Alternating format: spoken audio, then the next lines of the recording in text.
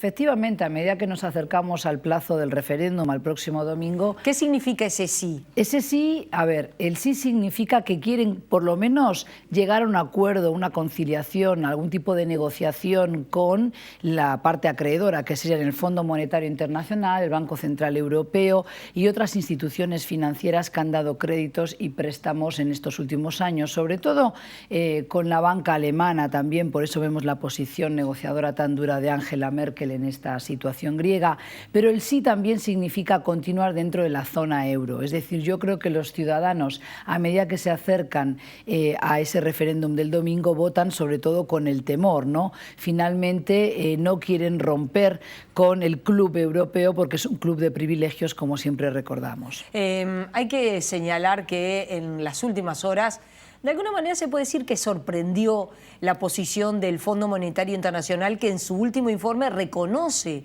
que la deuda griega es insostenible, que necesariamente habrá que hacerle una quita. Habla de una quita multimillonaria, habla de más de 50.000 millones de dólares que hay que quitarle a Grecia de su deuda, y además que Europa contribuya con... también con... arrimando el hombro, como se dice. Exactamente. Creo que algo así como 36.000 millones de dólares que tiene que poner Europa para poder sostener a Grecia. Sí, el FMI concretamente dice que Grecia necesitaría, para poder comenzar a echar a andar y volver a poder pagar parte o el servicio de la deuda que debe necesariamente comenzar a devolver, unos 51.900 millones de dólares, con lo cual esto evidentemente no es una cifra que pueda pagar hoy el gobierno actual de Grecia.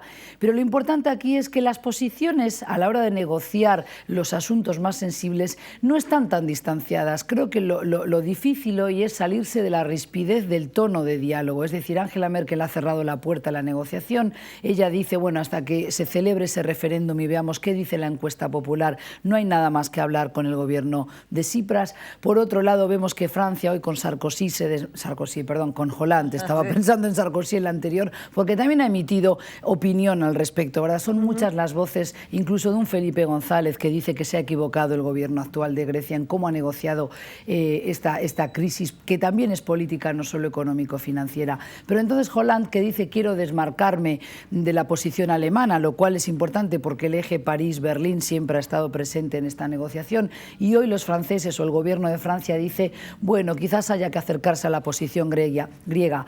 ¿Y dónde están, Ana María, los puntos, los focos calientes en esta negociación? Sobre todo en los impuestos que se le pide a las empresas que tienen que adelantar, también en el IVA, qué tipo de porcentaje del IVA tienen que pagar, por ejemplo, de distintos sectores de la economía griega, por ejemplo, en el turismo, que Tsipras quería seguir manteniendo el 13% también para las islas, mientras que el Banco Central Europeo y el Fondo Monetario Internacional exigían que se elevara ese IVA a un 23%. Se había reducido hasta el 6%, por ejemplo, para productos como la electricidad, también con productos como los alimentos básicos, la canasta básica de los hogares griegos. En fin, ahí hay una negociación, pero que yo creo que eso era algo que se podría haber alcanzado si no fuera por el nivel o el tono tan ríspido que tenemos hoy en esa negociación. Por supuesto, también otro foco caliente es el gasto militar. Los acreedores de Grecia le piden que reduzca el gasto militar en 400 millones de euros. Sí, hay que señalar que evidentemente toda esta situación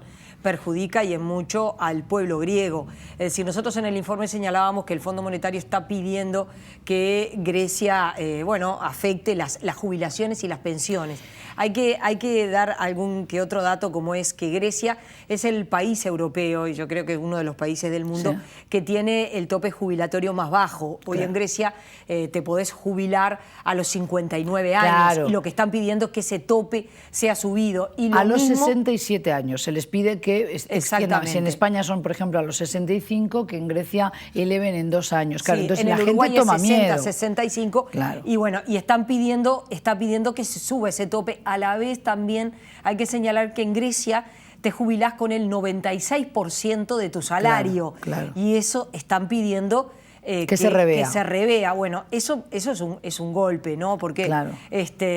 Todos sabemos que... De hecho, lo que hay hoy es un corralito, eso asusta todavía más a la ciudadanía que no puede sacar su dinero del banco. Sabemos que lo primero que ocurre cuando suceden este tipo de crisis y estos anuncios o esta incertidumbre hacia dónde va el país, lo primero es la corrida bancaria. La gente acude a los bancos para extraer sus fondos, sus ahorros. Ahora no lo pueden hacer, pero además yo creo que ante el debate que se está dando bastante acalorado, como he dicho, con muchísimas voces, muchos exministros también y primer ministros de Grecia que están pidiendo a la ciudadanía que vote conscientemente con el sí y no porque creen que mantenerse no, dentro de la zona euro. Claro, que les dicen, ustedes creen que quizás al votar no están fortaleciendo, consolidando la posición negociadora de nuestro gobierno, pero no es así. Por otro lado, también entender que hay algunos analistas económicos, sobre todo, que dicen, bueno, y si Grecia sale de la zona euro, ¿qué tiene tan grave de escenario para los griegos? Podrían devaluar su moneda, tendrían que volver al dracma, acuñarla de vuelta,